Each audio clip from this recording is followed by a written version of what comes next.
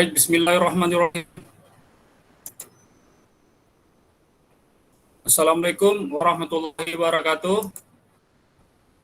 Selamat pagi, salam sejahtera bagi kita semua, salam sehat. Selamat berjumpa kembali di mata kuliah pengelolaan persampahan ya. Materinya bisa dilihat? Bisa, Pak. Oke, baik. Pada hari ini kita akan membahas terkait dengan regulasi dan implementasi waste to energy ya di Indonesia dan bagaimana potensinya di Kalimantan Barat gitu ya. Nah, dalam hal ini sekarang ini paradigma kita sudah memasuki paradigma baru dalam pengelolaan persampahan ya.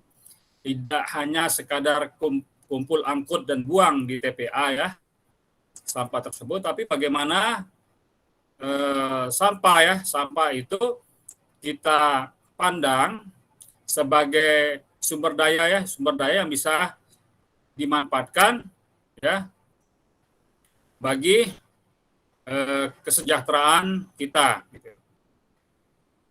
Salah satunya adalah terkait dengan bagaimana program waste to energy ini diluncurkan ya oleh pemerintah Indonesia ya, dan kita ini memang termasuk yang cukup terlambat ya dibandingkan dengan negara-negara Eropa ya. Negara-negara Eropa ini terkait pemanfaatan sampah untuk energi sudah berlangsung puluhan tahun ya lebih dulu.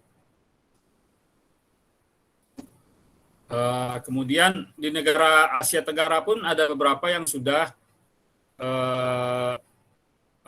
menerapkan, mengimplementasikannya ini beberapa tahun ya, sekitar 10 tahun terakhir ya, sudah ada ya seperti di Singapura ya.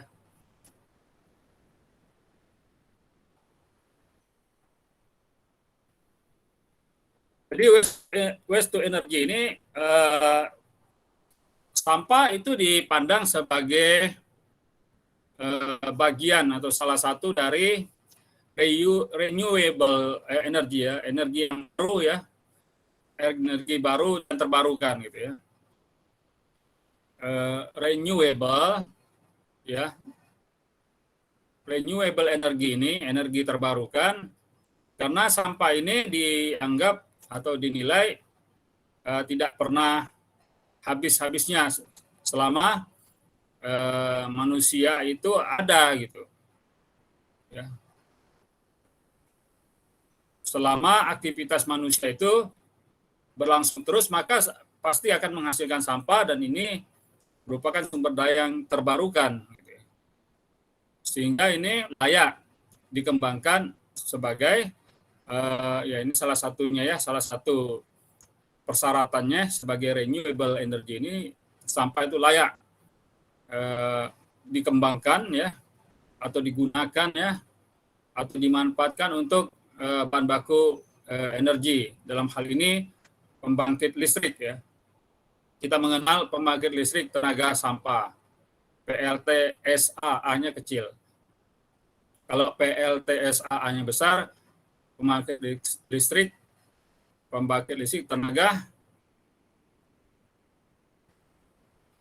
surya ya.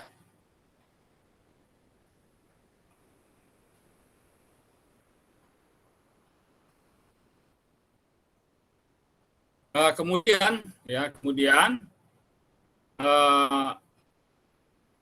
jadi secara garis besar pemanfaatan sampah untuk energi ini ada yang sifat langsung seperti tadi ya, kita menggunakan teknologi insinerator, sampahnya memang di tahap mulai dari sumbernya ya sampai kepada pengumpulan dan pengangkutan itu sudah mengalami proses pemilahan sampah ya, sehingga sampah kering yang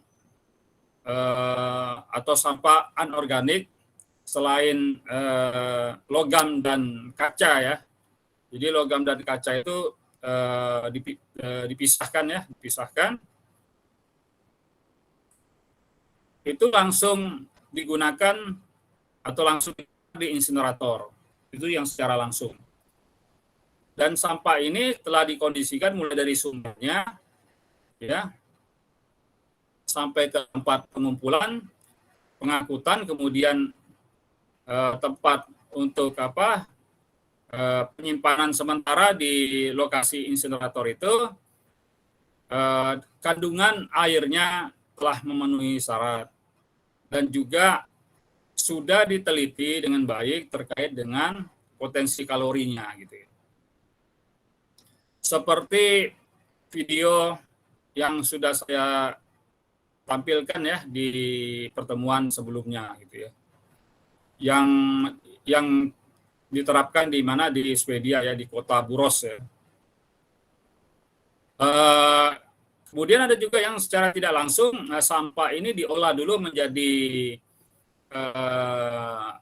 RDF ya, atau briket ya, RDF ya.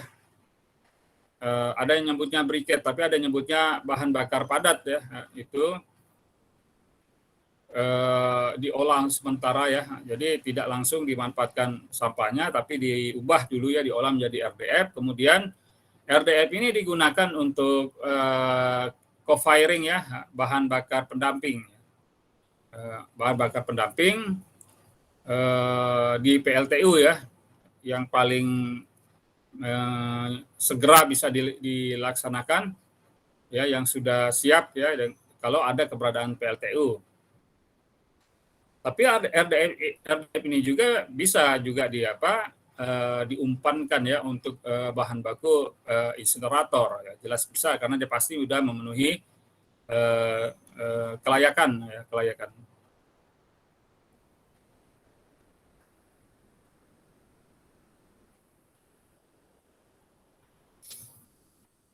Oke, ini latar belakang kenapa diperlukannya. Suara saya terdengar dengan baik? Halo? Terdengar, Pak. Oke. Nah, ini permasalahan dan kondisi pengolahan sampah, ini latar belakangnya. Latar belakang itu adalah berisi masalah ya. Jadi kebijakan, program ya, kalau dari sisi pemerintah ya, itu pasti bertolak dari suatu permasalahan ya, permasalahan. Kemudian bagaimana untuk menyelesaikan masalah tersebut kan, goalnya ya, tujuannya. Kalau di sisi kita sebagai akademisi, sebagai peneliti, ya latar belakang adalah permasalahan penelitian yang ingin diselesaikan juga secara ilmiah gitu ya. Nah, ini permasalahannya adalah pertama terkait dengan produksi sampah itu berbanding lurus dengan bertambahnya jumlah penduduk dan juga bertambahnya jenis kegiatan dan volumenya ya di suatu kota gitu ya, di suatu kota ya.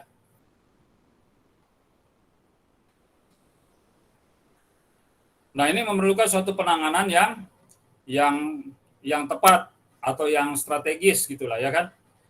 Jadi pertambahan penduduk semakin tinggi, jumlah sampah juga mengikuti, tetapi di berbanding terbalik gitu ya, jumlah lahan semakin berkurang karena digunakan untuk aktivitas pembangunan ya, dan juga pemukiman ya, termasuk perkebunan, pertambangan dan sebagainya. Sehingga ini diperlukan suatu upaya untuk bagaimana supaya sampah ini bisa berkurang yang dibuang di TPA. Artinya apa? Sampah ini harus dimanfaatkan, ya gitu. Kemudian kita sudah menjalankan program 3R, tapi program 3R ini tidak sampai sekarang belum berlangsung atau berjalan secara optimal ya. Kemudian adanya keterbatasan anggaran dalam pengolahan sampah ya yang ditanggung oleh pemerintah ya. Pertamanya sampah otomatis akan menambah ya, menuntut pemerintah untuk meningkatkan anggaran ya, anggaran untuk penanganan sampah ya. Sementara dari sektor retribusi sampah ini tidak bisa sepenuhnya diandalkan untuk untuk biaya penanganan sampah ya. Itu jauh kecil ya, jauh lebih kecil ya dibandingkan kebutuhannya. Di samping itu masih pada umumnya mindset daripada pemerintah kota dan kabupaten ini belum menjadikan mindset ya dari orang-orangnya, kemudian berpengaruh kepada kebijakannya baik di tataran eksekutif maupun legislatif ya, belum melihat sampah ini sebagai prioritas, sehingga selalu perhatiannya itu diletakkan di belakang ya, di urutan yang keberapa belas gitu ya. Itu permasalahannya. Kemudian juga permasalahan lainnya adalah terkait dengan tingkat kesadaran masyarakat. Nah, ini beberapa yang akhirnya membuat kita harus memutar otak bagaimana caranya supaya permasalahan sampah ini bisa ditangani dengan tepat ya,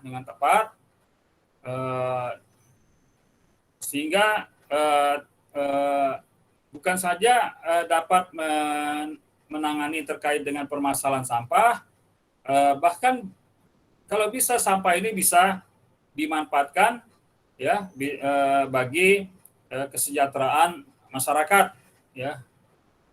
Salah satunya adalah bagaimana kita memanfaatkan sampah ini sebagai bahan bakar alternatif atau bahan bakar yang terbarukan gitu ya. Jadi dengan demikian kan kalau sampah ini bisa dimanfaatkan untuk sebagai pembangkit listrik tenaga sampah, apakah secara langsung maupun tidak langsung, maka anggaran yang digunakan untuk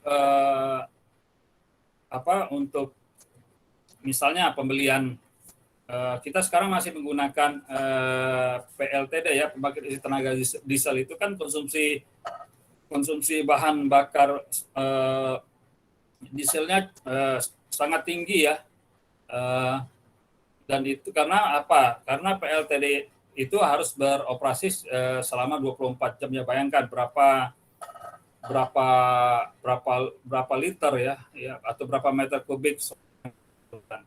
Nah, kalau misalnya adanya pemanfaatan ini, tentunya sampah ini bisa mengurangi konsumsi daripada tadi bahan bakar yang berbasis fosil ya, yang tidak terbarukan itu, sehingga bisa menghemat anggaran dan juga bisa menghemat cadangan bahan bakar fosil gitu. Nah, itu dari sisi permasalahan yang umum. Di sebelah kiri, permasalahan terkait dengan pengolahan sampah ini, pengelolaan sampah yang sudah terlaksana dengan baik dan benar itu akan belum mencapai 50% ya di Indonesia ini ya. Kita asumsikan juga di tempat kita seperti itu, karena ini gambaran di secara nasional gitu ya.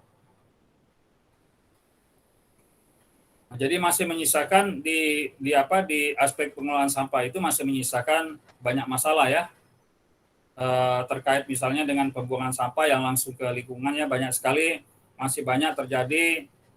Kalau kita lihat di sungai-sungai kita itu sampah ya, kadang-kadang banyak sampah, bahkan ada sampah yang sampai ke laut ya, sampah plastik ke laut gitu ya, kemudian dibuang ke lahan-lahan kosong gitu ya, kemudian di pinggir jalan bahkan ada juga gitu ya. Kemudian permasalahan yang lain adalah terkait secara umum, termasuk kita masih menerapkan TPA yang open dumping ya, belum ada yang benar-benar kontrol landfill, apalagi yang sanitary landfill itu masih jauh ya, masih jauh sekali, termasuk TPA Batu Layang itu masih dioperasikan secara open dumping gitu.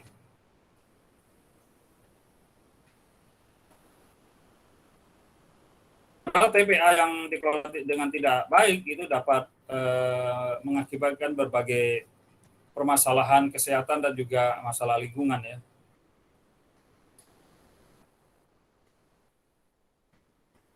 Nah, dari sisi Kementerian ESDM ya, itu ada target pengurangan emisi ya.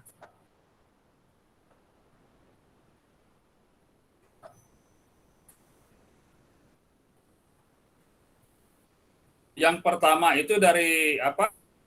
Dari sektor energi ya. Dari sektor energi itu ada yang disebut dengan target pengurangan dengan dengan unconditional skenario ya, skenario yang unconditional itu 11%. Jadi target-targetnya itu sebenarnya sudah ditetapkan ya dari sisi energi ya. Kemudian dari yang skenario kondisional ya, itu sekitar 14%. Ini adalah dari sektor energi, sampah, kemudian pertanian dan kehutanan, juga industri itu masing-masing ada berapa target ya, baik yang secara unconditional ya maupun yang kondisional ya, itu memiliki target yang bervariasi di masing-masing sektor. Nah, dari kelima itu termasuklah dari sektor sampah ya. Jadi sampah ini memang sudah kita ketahui bersama bahwa terkait dengan pengurangan emisi ya, TPA itu dia merupakan salah satu sumber emisi ya yang penting. Maksudnya penting di sini adalah yang diperhatikan ya, yang dia penyumbang emisi yang cukup besar. Nomor 2 kalau di urutan ini, nomor 2 setelah energi ya. Kalau kita lihat di flowchart ini, emisi itu nomor 1 ada di energi ya, kemudian yang kedua di sampah, ketiga di sektor pertanian ya, terutama di sini saya kira pertanian ini adalah terkait emisi dari lahannya ya, dari lahan itu.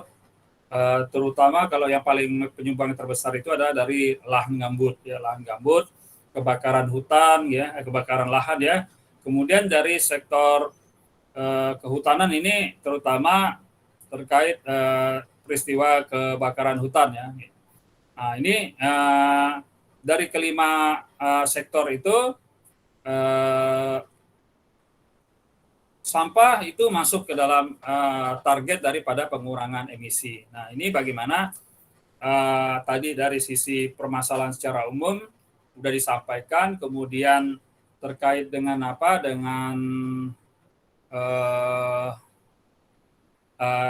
permasalahan-permasalahan di sistem pengelolaan sampah, dan juga adanya kebijakan untuk pengurangan emisi yang salah satunya terkait dengan sampah, maka dirasa perlu untuk kita pemerintah kita ya itu untuk menjalankan program waste to energy, bagaimana sampah itu dibuang ke TPA, itu dilakukan pengolahan dahulu, kemudian dimanfaatkan untuk energi ya, salah satu energi alternatif, dan juga mungkin kalau misalnya sudah seperti di negara-negara maju bisa langsung menjalankan program pembangkit listrik tenaga sampah gitu. Kemudian hal-hal yang lain juga kalau dari sektor energi ya, kita lihat di sini adanya pengalihan subsidi ya untuk sektor yang produktif ya. Jadi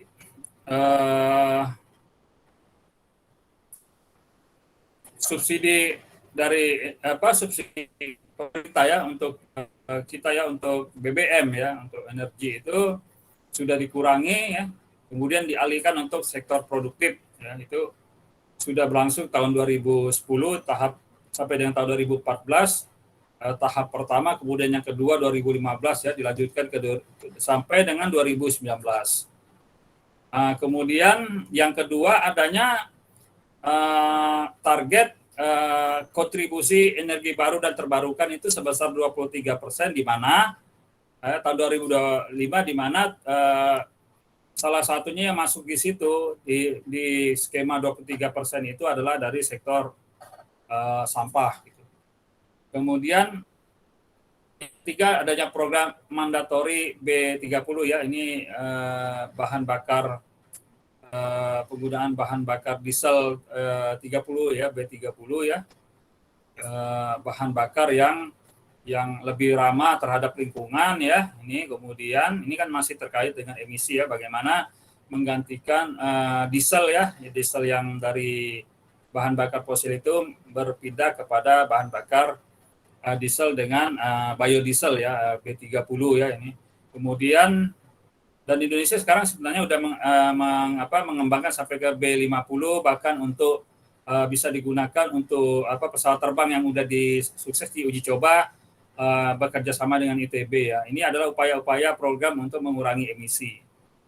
Kemudian yang keempat adalah implementasi program waste to energy. Jadi ini terkait dengan waste to energy ini merupakan skalanya adalah skala prioritas pemerintah ya, dan ini juga merupakan hal yang perlu segera untuk dilaksanakan, maka saya merasa perlu untuk memberikan materi ini gitu ya.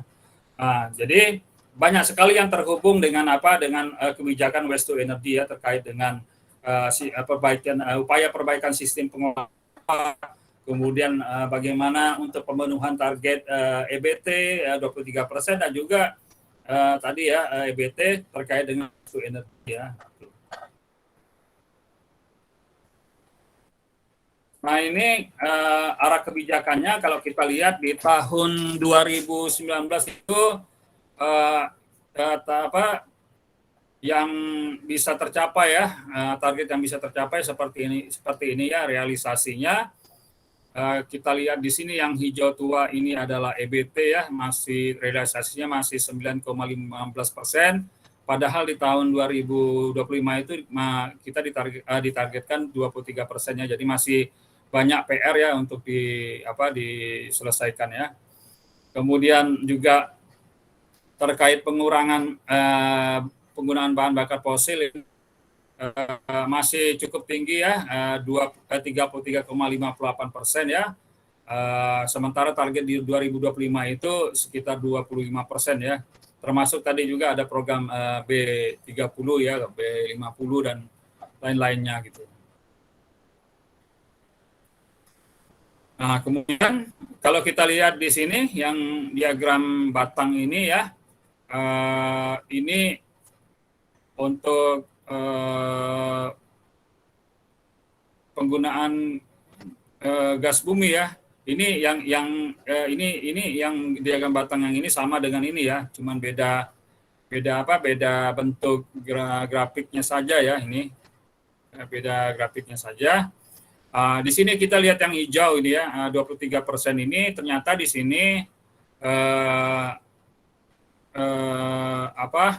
terkait EBT ya, yang hijau ini EBT itu ada pembangkit listrik tenaga EBT ya, kemudian pembangkit listrik tenaga bio ya, kemudian juga ada biodiesel dan biogas ya di sini, dan ditambah dengan 1% sampai 3% ini pelet ya, pelet sampah ya, atau ini bahan bakar padat ya, biomasa ya, biomasa yang itu masuk ke dalam skema yang 23% ini. Dan kita sampai sekarang ini belum mencapai 23% ya. Ini arah kebijakannya, kemudian regulasi ya dan pemanfaatan ini. Terkait dengan pengolahan sampah menjadi energi, ini harus kita pahami merupakan bagian dari upaya pengelolaan sampah ya. Jadi upaya pengelolaan sampah. Di sini undang-undangnya adalah kalau kita baca undang-undang tentang pengelolaan sampah, Undang-Undang Nomor 18 tahun 2018 ini di mana di sini tujuan pengelolaan sampah ini adalah untuk meningkatkan kesehatan masyarakat, juga meningkatkan kualitas lingkungan, dan bagaimana sampah itu digunakan sebagai sumber energi. Jadi ini intisari atau tujuan daripada diterapkannya Undang-Undang Nomor 18 tahun 2018 ya. Atau 2008 ya, maaf ya, ini bukan 2018, ini ada kesalahan pengetikan. Undang-Undang Nomor 18 tahun 2008 ya.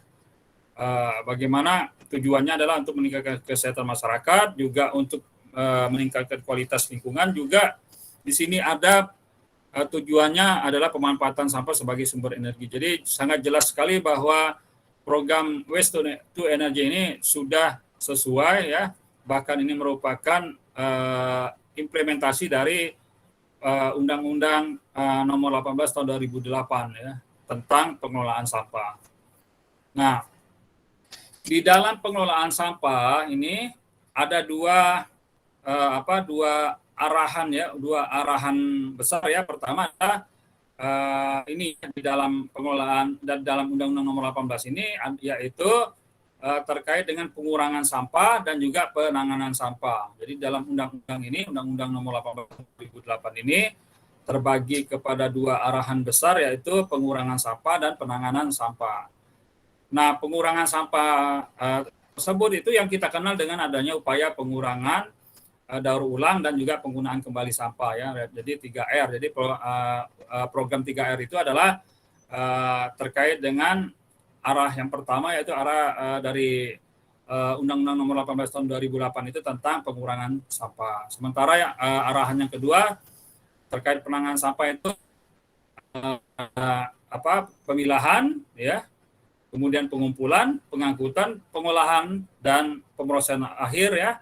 Tetapi di fase pengolahan ini, sampah ini digunakan untuk sebagai bahan bakar energi listrik ya gitu. Nah ini terkait penanganan inilah, ini merupakan sudah menerapkan paradigma baru terkait pengelolaan sampah. Gitu. Nah ini upaya daripada kedua ke arah undang-undang tersebut ya, ini harus berjalan secara beriringan ya, bukan sendiri-sendiri ya, harus terjadi sinergi antara pengurangan sampah dan penanganan sampah. Gitu ya. Nah biasanya di dalam proses upaya-upaya pengurangan sampah ini banyak ditangani oleh Kementerian Lingkungan Hidup. Sementara untuk penanganan sampah ini menjadi tugas pokok dan tugas dan fungsi pokok dari Kementerian PU ya. Dan juga kalau yang terkait dengan WTE ini Kementerian Energi dan Sumber Daya Mineral, Kementerian ESDM. Ya, jadi ini merupakan sebuah program bersama lah ya, ketiga kementerian, Kementerian Lingkungan Hidup, PU, dan juga Kementerian SDM. Kemudian di sini harus dipahami di dalam Undang-Undang Nomor 18 tahun 2008 tersebut bahwa pengelolaan sampah adalah kewajiban dan kewenangan dari pemerintah daerah. Ya, kemudian pengelolaan sampah tersebut adalah merupakan layanan yang harus disediakan oleh pemerintah daerah ya, bukan swasta. Gitu ya. Swasta dapat terlibat sebagai mitra ya. Kemudian juga pemerintah daerah wajib menyediakan biaya pengelolaan sampah atau yang disebut dengan tipping fee ya. Nah, Waste to Energy adalah upaya untuk mengatasi masalah lingkungan yang disebabkan oleh sampah. Jadi sebenarnya waste to Energy itu utamanya ya, majornya itu adalah terkait dengan penanganan sampah. Ya, bukan terkait dengan pengadaan atau pemenuhan energi. Itu minornya ya, fungsi minornya. Tapi fungsi majornya adalah terkait dengan upaya untuk penanganan sampah gitu ya. Harus dipahami seperti itu. Sehingga terkait dengan waste to energy ini, ya program waste to energy ini, di upaya-upaya di bagian hulu ini merupakan tanggung jawab daripada dua kementerian ini ya, dua kementerian baik Kementerian Lingkungan Hidup maupun Kementerian PU. Sementara yang di bagian hulu terkait dengan pemanfaatan sampah untuk energi itu merupakan bagian pada tugasnya Kementerian ESDM. Ini adalah beberapa regulasi ya, yang terkait pemanfaatan sampah menjadi energi. Tadi Undang-Undang 18 tahun 2008 sudah kita singgung. Ada juga undang-undang yang tentang energi, tentang ketenaga listrikan, kemudian tentang PP ya, PP tentang pengelolaan sampah rumah tangga dan sampah sejenis sampah rumah tangga. Ini silakan dibacakan saja, tidak perlu saya jelaskan. Juga peraturan-peraturan yang lainnya, ada juga peraturan pemerintah, kemudian peraturan presiden, sampai kepada peraturan menteri terkait dengan pemanfaatan sumber energi terbarukan untuk listrik, itu yang dikeluarkan oleh Kementerian ESDM. Silakan aja dibaca, dan kalau mau detail, browsing saja di internet, di download, itu ada kok semuanya di situ. Kemudian kita teruskan ke teknologi pemanfaatan sampah menjadi energi ya. Di sini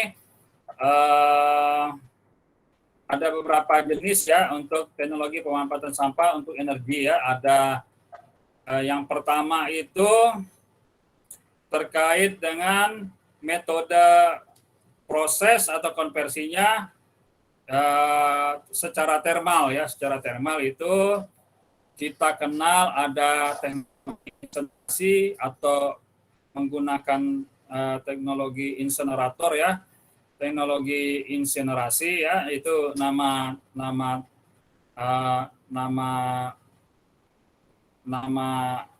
metodenya ya, tetapi barangnya itu disebut insenerator ya,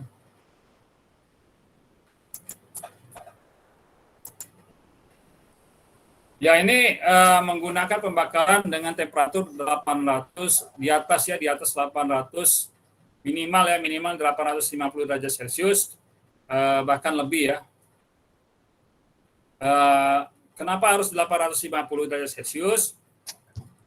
Kalau dengan pembakaran 850 derajat Celcius minimal itu, maka sampah-sampah atau unsur-unsur senyawa-senyawa yang bersifat racun itu bisa terbakar habis ya, bisa hilang gitu ya.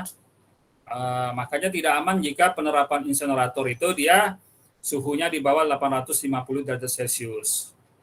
Nah, ini bisa saja terjadi penerapan insenerator tersebut jika misalnya kontrol dari pengoperasian insenerator itu tidak baik ya, kurang baik, atau dia misalnya umpan sampah yang diberikan itu dia bukan sampah yang benar-benar kering yang bisa langsung meneruskan proses pembakaran, tapi sampah itu karena mungkin sampahnya basah itu apinya menjadi berkurang atau sedikit mengalami penurunan ya, itu berlangsung tidak baik. Maka ini sangat terkait dengan kualitas daripada sampah, ya, itu merupakan hal yang sangat penting, yang krusial, yang perlu diperhatikan gitu.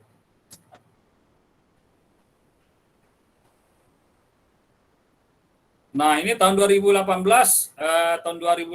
lalu baru sebagai pilot project ya, kita memang di Jakarta aja kita masih pilot project, sementara di negara tetangga kita Singapura sudah menerapkan insinerator sebagai menerapkan teknologi insinerator untuk pembangkit listrik ya, tenaga sampah. Kemudian yang masih dengan metode termal, dengan metode pembakaran ya, itu kita kenal dengan teknologi gasifikasi pirolisis ya, di mana menggunakan temperatur di antara apa ya, di antara 200 sampai 400 Celcius ya. Di sini dia menghasilkan sintetik gas ya. Ini sudah mungkin saat ini sudah dioperasikan di Surabaya. Kemudian ada teknologi yang lebih tinggi lagi ya, itu turunan yang lebih maju dari gasifikasi itu adalah gasifikasi plasma ya. Plasma itu menggunakan temperatur di atas ya minimal 4.000 derajat Celcius ya, menghasilkan sintetik gas. Ini sudah dibangun di beberapa tempat di Jepang. Jadi kalau Jepang itu menggunakan gasifikasi plasma ini. Gitu ya. Kemudian yang nomor 4 ya masih di dalam metode thermal ini adalah co-incinerating atau co-processing, di mana ini pemampatan sampah langsung atau penggunaan RDF. Jadi co-incineration ini atau co-processing ini ya tadi itu yang terkait dengan sampah itu tidak langsung, karena tidak memenuhi syarat sampah tersebut ya. Sampah itu diolah dulu menjadi RDF, kemudian dia bisa jadi dia digunakan untuk co-firing di LTU ataupun misalnya dia co-firing di pembangkit listrik tenaga sampahnya gitu. Bisa seperti itu juga gitu ya. Bisa digunakan di PLTSA-nya tapi dibuat sebagai RDF dulu, atau dia misalnya sebagai co-firing di PLTU. Nah, kemudian yang kelima adalah teknologi hidrotermal ya. Ini yang menggunakan teknologi hidrotermal ini negara yang maju ya udah menerapkan ini, tapi ini penggunaannya masih terbatas. Jadi saya pun juga belum mendapatkan informasi yang lengkap terkait ini yang menggunakan teknologi hidrotermal. Kalau nanti misalnya saya akan share kepada kalian. Gitu.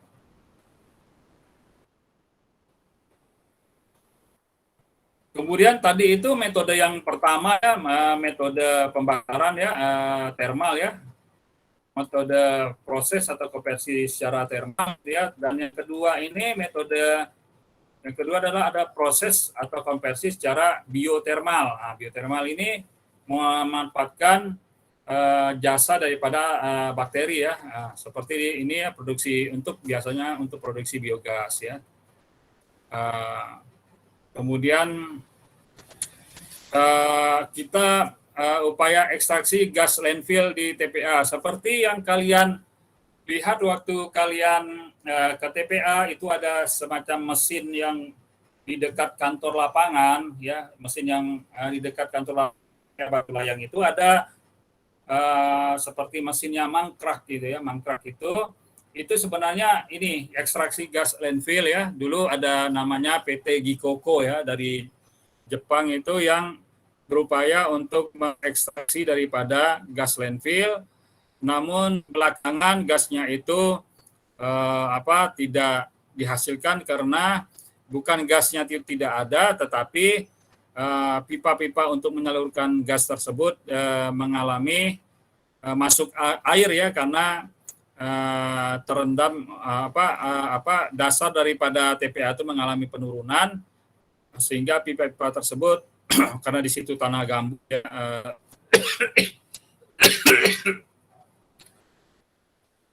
pipa-pipanya itu terisi oleh air sehingga tidak bisa untuk menyalurkan gas ya, gas landfill. Kemudian yang termasuk program RDF ini dia juga bisa dilakukan pengeringannya secara bio ya, pengeringan secara bio ya.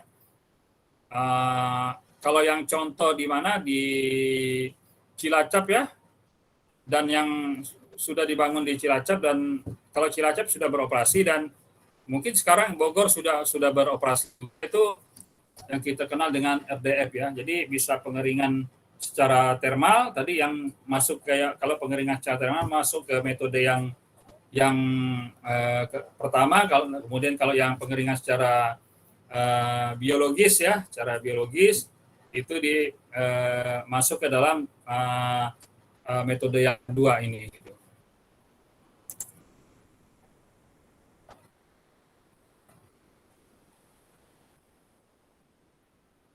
Nah, ini untuk memudahkan kita untuk memahami ini ya, pemanfaatan sampah ya untuk energi ini bisa kita lihat di sini ya di tadi sudah disampaikan terkait dengan metode ya, 2 metode besar terkait pemanfaatan sampah untuk energi. Kalau di sini dia lebih detail lagi ya. Untuk teknologinya atau metodenya adalah pemanfaatan sampah menjadi energi ya. Ya, ada secara melalui konversi biochemical proses, kemudian ada yang thermochemical proses tadi udah disinggung sebagian ya. Ini prosesnya seperti apa ya? Anaerobic digestion ini menghasilkan gas metan, kemudian juga alcohol fermentation ya menghasilkan liquid fuel ya. Kemudian kalau yang secara termo ya, secara tadi thermal itu ada pembakaran ya, combustion, ada gasification, juga ada pyrolysis tadi juga udah dijelaskan. Kemudian kalau secara mekanikal ini tadi ya pembuatan pelet ya. Sampah diubah menjadi pelet ya, menjadi RDF tadi ya, pelet-pelet yang berukuran sedang gitu ya. Nah, ini adalah bisa kalian baca nanti perbandingan teknologi pengolahan sampah ya untuk kita dalam hal kepentingan untuk pemilihannya. Ini ada terkait dengan keandalan reduksi sampahnya ya kalau menggunakan metode ini ya, aerobik, kemudian pirolisis, gasifikasi, insinerasi ya, kemudian plasma gasifikasi itu, kemudian lahan yang dibutuhkan seperti apa itu ya. Kemudian ini adalah kelebihan dan kekurangan ya daripada masing-masing teknologi itu. Kemudian residunya berupa apa ya? Ini masing-masing teknologi atau masing-masing metode memiliki karakteristik residunya masing-masing. Kemudian terkait dengan kestabilan proses ya. Ini juga bisa dibandingkan untuk ke-6 metode ini ya. Kemudian juga terkait dengan biaya total ya, pengoperasian, pemeliharaan dan perawatannya gitu ya. Per satuan ton sampah. Ya.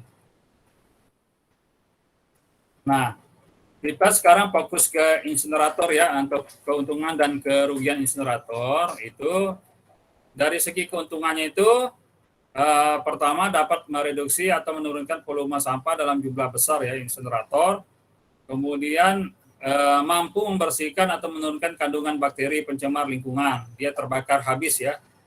Karena dia tadi sudah saya singgung suhunya harus minimal 850 derajat Celcius. Maka dia dapat menghancurkan dan membunuh menghancurkan zat-zat pencemar dan juga bakteri patogen ya. Kemudian sangat cocok untuk pengolahan sampah yang membutuhkan waktu yang cepat ya. Tentunya proses pembakaran akan berlangsung bisa lebih cepat dibandingkan dengan proses biologi ya. Kemudian panas pembakaran dapat segera dimanfaatkan untuk pembangkit uap atau pembangkit listrik ya. Jadi dari panas yang dihasilkan dari pembakaran sampah itu digunakan untuk mendidihkan air di boiler. Kemudian uap yang dihasilkan dari boiler itulah yang nanti digunakan untuk menggerakkan turbin ya, nanti turbin itu menghasilkan listrik. Jadi begitu cara kerjanya gitu ya. Kemudian kerugiannya adalah jika temperatur pembakaran di bawah 800 derajat Celcius, gas buang dari proses pembakaran berpotensi mencemari lingkungan karena kandungan bahan beracun seperti dioksin dan furan itu tidak habis terbakar ya.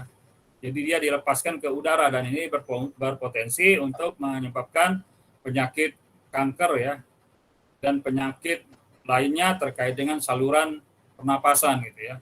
Kemudian yang kedua, abu yang tersisa dari pembakaran mencapai 20% ya, jadi masih cukup tinggi ya abu pembakarannya. Namun ini yang disebut dengan abu di daerah tungku ya, di tungku pembakaran. Inilah yang sedang diteliti oleh Bapak Erwin Sutandar ya, dosen teknik sipil ya, untuk digunakan untuk campuran semen untuk membuat batako ya. Kalian sebenarnya bisa mengambil peluang ini untuk penelitian S1 ya. Karena ini juga terkait dengan pemanfaatan limbah.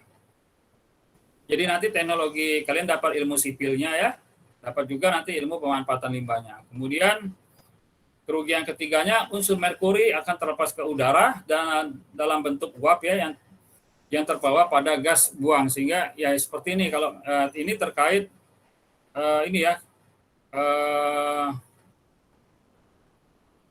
jika cerobong daripada insinerator ini itu tidak dilengkapi dengan air scrubber ya, ini maka dia berpotensi untuk melepaskan merkuri gitu ya.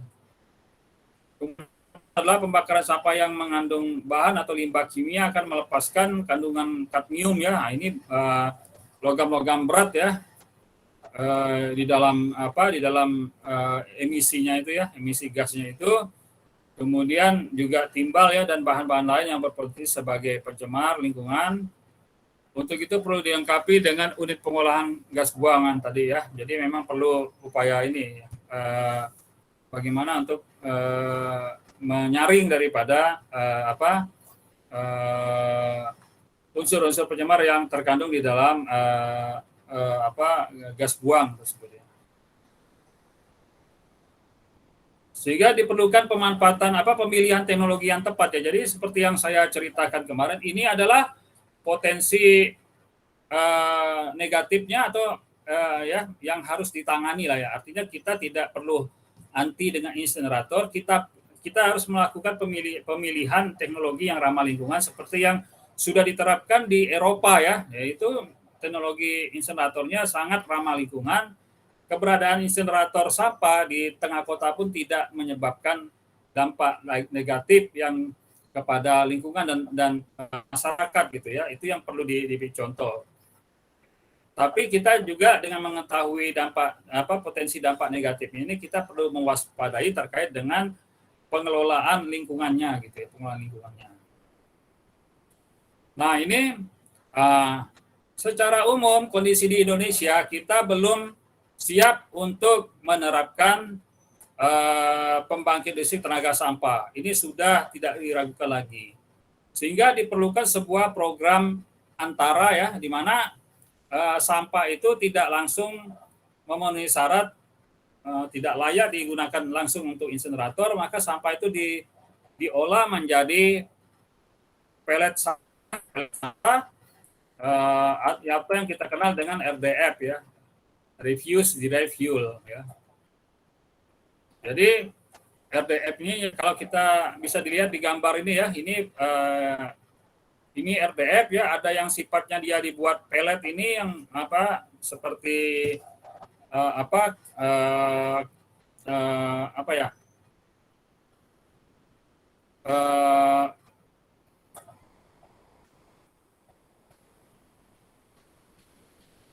ya dia seperti kapsul gitu ya. Ya ukurannya sebesar jempol tangan atau jari kita lah gitu ya. Itu ukurannya kurang lebihnya seperti itulah ya, untuk biar memudahkan untuk pemahamannya. Atau yang seperti ini yang dikeringkan kemudian dipadatkan gitu ya. Seperti di ini ya. Dia dicacah saja sampahnya itu, kemudian dilakukan pengeringan sampah ya, kemudian dipres sampah tersebut yang sudah dicacah ya sama seperti yang ini ya di bawah ya, di samping yang butiran-butiran ini ya.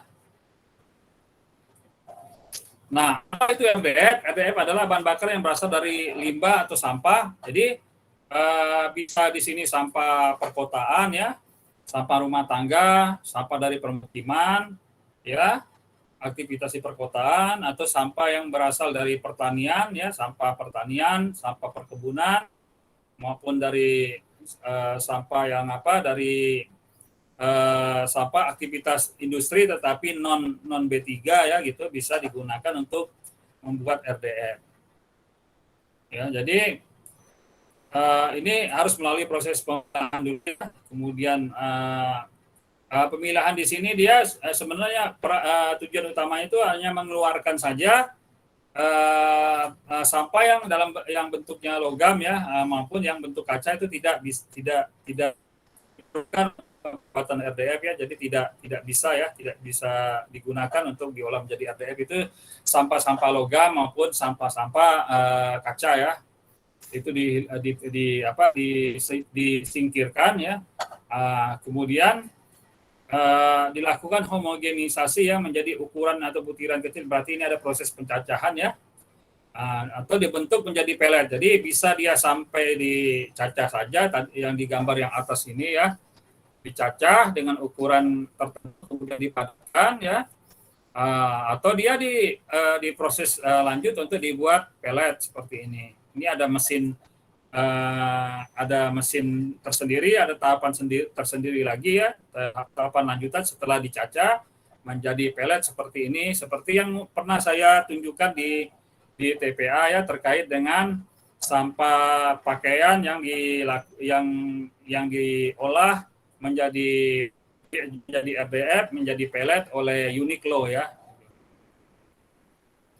Nah, ini dapat digunakan sebagai pengganti bahan bakar fosil ya. Dia bisa sebagai pengganti bahan bakar fosil atau menjadi co-firing batu bara ya. Sebenarnya dia kalau RDF ini layak ya untuk misalnya PLTU, pembangkit listrik tenaga uap, menggunakan ini, atau dia pendamping atau yang disebut dengan co-firing dari batu bara bisa juga gitu. Nah, ini kelebihannya program RDF ini lebih condong kepada bagian hulu ya, bagian untuk terkait dengan perbaikan sistem pengelolaan sampah, di mana kita melakukan upaya pemanfaatan sampah menjadi bahan bakar alternatif atau bahan bakar terbarukan gitu ya. Nah, ini ada upaya untuk mengurangi timbulan sampah dalam jumlah yang besar ya, yang signifikan dalam waktu yang relatif singkat. Kemudian RDF dapat diproduksi dalam waktu yang cepat ya. Dalam arti kata di sini pemanfaatan langsung ya. Dan juga dia dapat dimanfaatkan untuk berbagai jenis teknologi thermal. Artinya tadi ya, seperti yang saya gambarkan, bisa untuk co-firing PLTU, dia bersamaan digunakan dengan batu bara ya, sehingga dia dapat mengurangi bagian dari penggunaan batu bara, dan ini bisa menghemat. Dan juga dia bisa digunakan langsung ke pembangkit listrik tenaga sampah. Kekurangan daripada RDF ini adalah kualitas kalori RDF sangat tergantung dari jenis sampah yang dimanfaatkan, gitu ya. Kemudian konten energinya ya hanya secara setara ya dengan low rank coal ya. Jadi kalau ada batu bara itu ada kualitasnya, ada kualitas tinggi, ada kualitas rendah. Maka RDF ini disetarakan dengan batu bara yang kualitas rendah ya, terkait dengan hasil pembakaran atau energi yang dihasilkan dari pembakaran menggunakan RDF itu setara dengan dengan penggunaan batu bara yang kelas rendah lah gitu kan. Jadi dia tidak bisa juga menyaingi atau setara dengan batu bara yang kualitas tinggi ya. Nah, jadi ini juga harus kita pahami bersama. Tapi bukan berarti RDF ini tidak dapat digunakan ya untuk pengganti batu bara. Tetapi untuk tahap sekarang ini memang yang udah dilaksanakan dia sebagai pendamping ya. Jadi misalnya pendamping di sini maksudnya adalah misalnya kalau dari segi standarnya kita membutuhkan batu bara 100%, maka suatu PLTU bisa mengurangi penggunaan batu bara itu misalnya 30%-nya dia tidak menggunakan batu bara tetapi menggunakan RDF. Nah, itu seperti itu. Bisa dilakukan, yang sudah dilaksanakan seperti itu ya. Kemudian kekurangan yang lain adalah memerlukan biaya pretreatment jika pemilihan sampah pada sumbernya belum berjalan dengan baik, masih bercampur antara sampah organik dan anorganik. Nah, inilah kekurangan sekaligus kelebihan daripada RDF ya. Kalau kita memutuskan kita menerapkan program RDF, maka otomatis itu nanti secara otomatis kelebihannya dari sistem pengelolaan sampahnya itu harus benar-benar sudah diterapkan secara terpilah jika kita ingin mendapatkan atau kita ingin memutus mata rantai daripada pretreatment. Jadi kalau kita nanti mau berharap nanti di pusat RDF-nya tidak ada tahap pretreatment, maka di bagian sisi pengelolaan sampahnya di bagian hulunya itu harus sudah benar-benar terpilah dengan. Kemudian ini tadi sumber dan contoh RDF ya sudah kita singgung tadi. Kemudian di sini disampaikan juga bahwa RDF dapat diproduksi dari berbagai jenis limbah ya, tadi juga udah disinggung ya, untuk bisa dari sampah perkotaan, dari kawasan industri, dari pertanian ya, sampah pertanian, sampah perkebunan ya, dan lain-lainnya gitu. Asalkan dia tidak mengandung udah dipisahkan dari yang logam, kaca dan B3 ya. Nah, B3 itu tidak boleh ya, karena ini nanti sampahnya kan dimanfaatkan untuk co-firing gitu ya. Nah, salah satu contoh yang udah baik terlaksana adalah di Cilacap ya. Silakan saja, banyak sekali ya sudah di viral kan ya di internet. Bisa kalian cek nanti. Kemudian potensi dan implementasinya ini nanti silakan kalian baca aja ya. Kalian baca, kalian analisis ya. Kemudian ini adalah peta dari jadi penggunaan sampah sebagai bahan bakar listrik ya, apakah secara langsung maupun tidak langsung, itu dia disebut dengan pembangkit listrik tenaga biomasa sebenarnya ya. Jadi masuk ke dalam kategori biomasa. Dan sumber yang lainnya selain sampah itu potensi biomasa untuk listrik ini bisa baca di sini ya, pemetaannya di seluruh Indonesia ya. Di situ ada kelapa sawit, ada tebu, kemudian ada karet, ada kelapa, ada sekam padi, kemudian ada jagung, ada singkong, ada kayu, ada kotoran sapi dan sampah ya. Kemudian ini di wilayah-wilayah di Indonesia ya, di Sumatera, Kalimantan, Jawa dan Bali, kemudian Nusa Tenggara, Sulawesi, Maluku, Papua. Ini terkait potensinya ini cukup baik ya.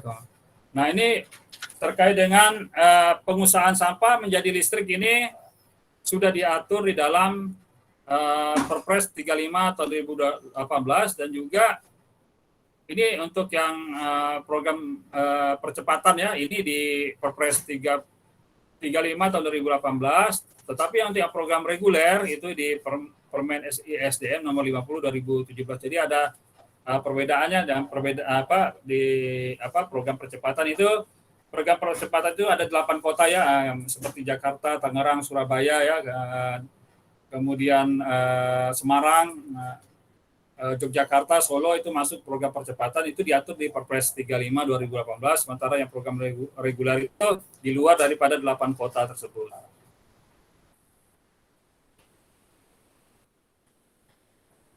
Ini adalah terkait dengan kebijakan pembelian tenaga listrik dari PLTSA ya. Ini diatur oleh Kementerian ESDM. Ini terbagi kepada 2 besar itu ya. Untuk terkaitnya dasar hukumnya berbeda-beda, tergantung kepada skemanya. Kalau skema yang percepatan itu peraturannya tersendiri. Nah, ini lokasinya ada 12 kota ya, maaf ya, saya koreksi ya.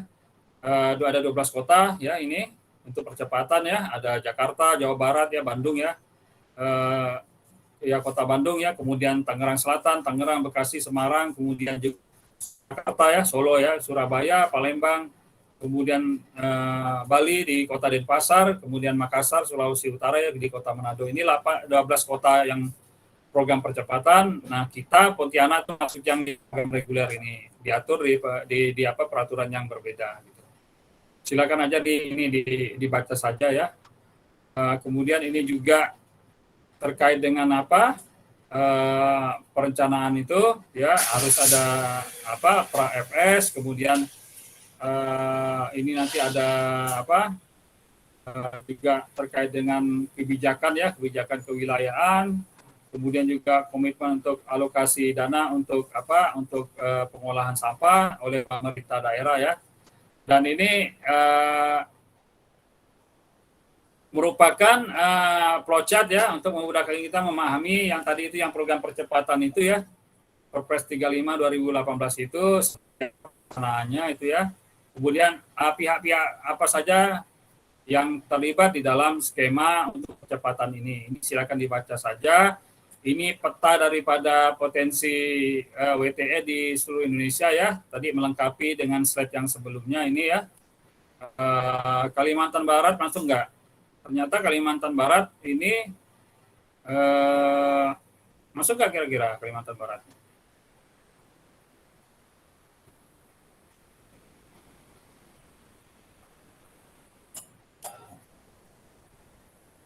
Bentar ya.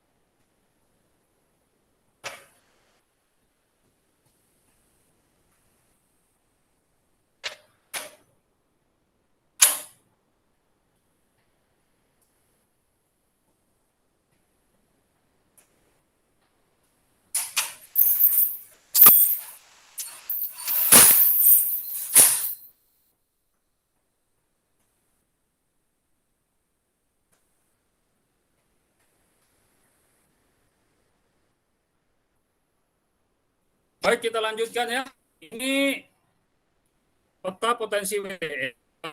Yang tergambar ini Kalimantan Barat itu tidak, atau seluruh Kalimantan itu tidak masuk ya. Tapi ini maksudnya apa? Kalau supaya tidak salah memahami peta ini adalah ini terkait dengan pembangkit listrik tenaga sampah ya. Tapi kalau untuk RDF ini seluruh wilayah tetap berpotensi ya untuk RDF ya. Ini WTE di sini adalah terkait dengan pembangkit listrik tenaga sampah ya. Kita memang tidak dipetakan di sini tidak potensial ya, belum memenuhi syarat kalau Kalimantan. Pontianak aja sampahnya belum sampai 1.000 ton ya. Sampah itu sekitar lebih kurang 1.000 ton per hari. Kita baru sekitar 700-an ton ya per hari. Maaf Pak, sebelumnya kayaknya mic Bapak nggak hidup. Udah berapa lama nih? Halo? Hidup kok ini? Kedengaran enggak? Kedengaran Pak. Oh, kok tadi kedengaran? Oke ya, saya lanjutkan ya. Jadi ini maksud di sini adalah terkait pengembangan untuk pembangkit listrik ya, tenaga sampah memang kita belum memenuhi. Dari segi jumlah sampahnya kita belum mencapai minimal produksi sampah 1.000 ton per hari, kita belum sampai. Kita masih sekitar di kisaran paling tinggi ya 700-an ton per hari.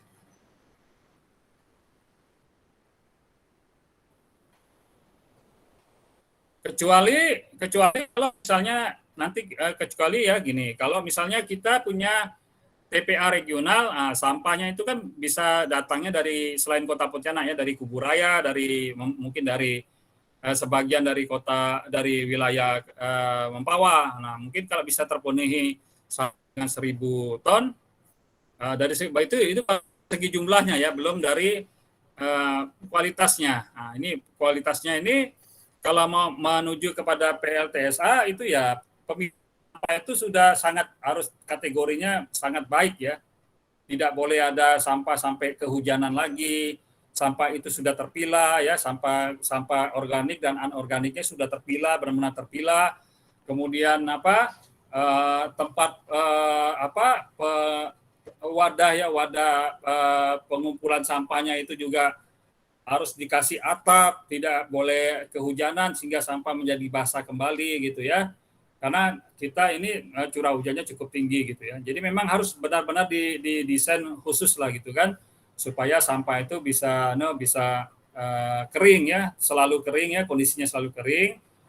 Dan juga terkait dengan pemilahan sampah tadi ya, pemilahan sampah itu memerlukan upaya-upaya bagaimana meningkatkan kesadaran masyarakat ya, dan program pemilihan itu memang sudah sangat masif berjalan.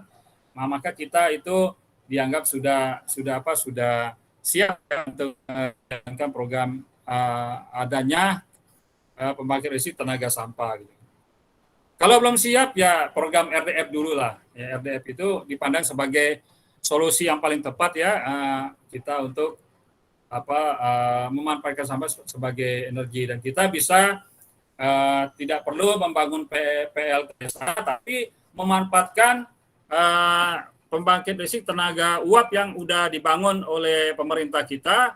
Nah, seperti ini ya, saya beri gambaran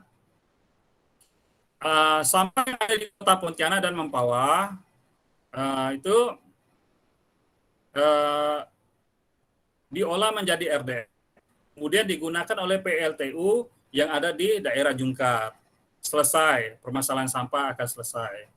Kemudian sampah yang dihasilkan di Kabupaten Sambas, di Kota Singkawang, di Bengkayang dan sekitarnya itu diolah menjadi RDF, kemudian digunakan untuk co-firing PLTU yang ada di Bengkayang, kan ada 2 buah di sini kan. Nah, sampah yang dihasilkan dari Kabupaten Sanggau, Kabupaten Sukadau, dan sekitarnya gitu ya, itu diolah menjadi RDF, kemudian digunakan untuk PLTU yang ada di Sanggau ya, yang sudah berjalan juga itu ya, untuk tapi baru kemarin itu menggunakan sampah dari sampah perkebunan ya, perkebunan. Dalam hal ini sawit ya. Nah, sampah yang dihasilkan dari Kabupaten Kapuas Hulu, Sintang ya, bisa diolah menjadi RDF, itu dimanfaatkan untuk PLTU di Sintang ya. Di Sintang ada juga PLTU ya. Jadi tadi udah di Sanggau sudah bisa digunakan, seharusnya sudah bisa dijalankan program RDF-nya, termasuk di Sekadau gitu ya. Kemudian di Sintang, di Kapuas Hulu, jadi zonasi seperti itu. Kemudian di daerah Ketapang ya, di Kabupaten Ketapang dan Sukadana juga sudah ada PLTU di daerah Ketapang. Nah, jadi sampah-sampah yang dihasilkan di Kabupaten Sukadana dan juga di Ketapang dibuat menjadi RDF, dimanfaatkan untuk PLTU. Jadi dari segi secara teori ya, itu sudah bisa selesai dengan kita menjalankan program RDF.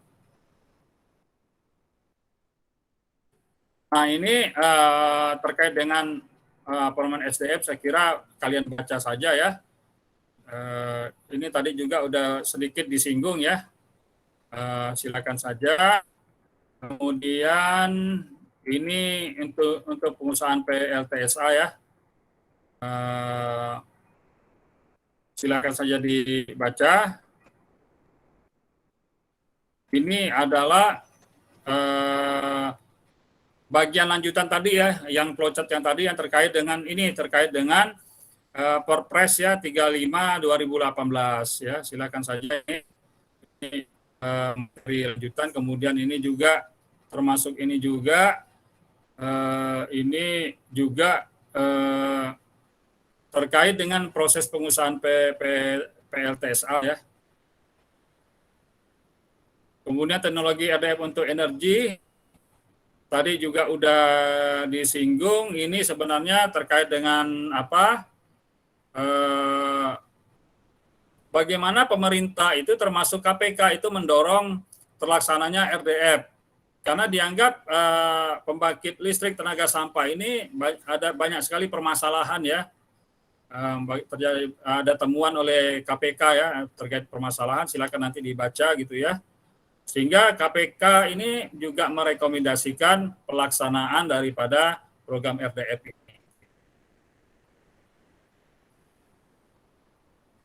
Nah, ini kelebihan daripada ya, program RDF ya. Silakan dibaca aja. Kemudian ini tadi ya udah saya singgung, tapi ini alhamdulillah ada pertanyaan ya.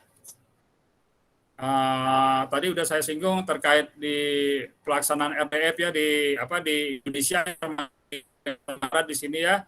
Tadi saya sudah singgung bagaimana RDF kalau pelaksanaan RDF di Kabupaten Ketapang, kemudian Sukadana, Kabupaten Bengkayang, Sanggau dan Sintang gitu ya. Ini sangat mungkin sekali. Kalau tadi beda dengan peta yang sebelumnya itu PLTSA ya, kita tidak disarankan melaksanakan PLTSA ya, tapi RDF itu sangat mungkin ya untuk dilaksanakan ya. Dan udah diidentifikasi menguntungkan.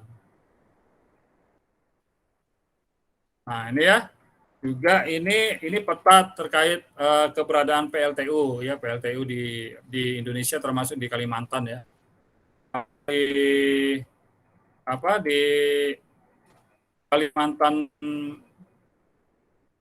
Kalimantan Barat ya. Ini di daerah di Ketapang ya udah ada kapasitasnya 2 kali 10 megawatt ya, kemudian Sanggau ya. Ya, ini kita Ketapang, kemudian Sanggau ya. Ini adalah program PLTU yang memanfaatkan sampah ya untuk pembangkit listrik. Ini yang sudah berjalan ini di Ketapang dan di Sanggau gitu. Ini silakan dibaca saja ya, ini terkait program RDF. Dan ini juga silakan dibaca aja sendiri. Baik ya, sampai di sini ada pertanyaan ya. Nah, ini juga udah dijelaskan lebih lengkap lagi ya. Ini PLTU di Sintang, PLTU di Bengkayang ada 2, di Sintang ada 1 ya. Kemudian PLTU di Bengkayang itu ada 2 ya. Yang satu kapasitas 13 ton per hari, yang satunya adalah 24 ton per hari. Kemudian di Ketapang ya, ini ada 1, kemudian di Sanggau kapasitasnya 17 ton per hari. Baik, mungkin itu saja untuk hari ini ya. Silakan dibaca-baca lagi lah gitu ya. Untuk kita di Pontianak dan sekitarnya ini seperti ini ya. Mudah-mudahan kita bisa menyelesaikan permasalahan sampah ini dengan RDF. Ya. Silakan yang mau bertanya, siapa?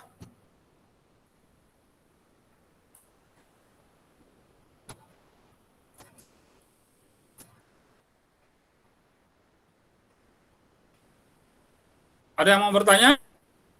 Dari saya belum, Pak. Oke. Yang lainnya mungkin? Belum ada, Pak. Baiklah gitu ya. Saya kira cukup kali ya. Mudah-mudahan bermanfaat. Wabillahi taufiq wal hidayah. Assalamualaikum warahmatullahi wabarakatuh.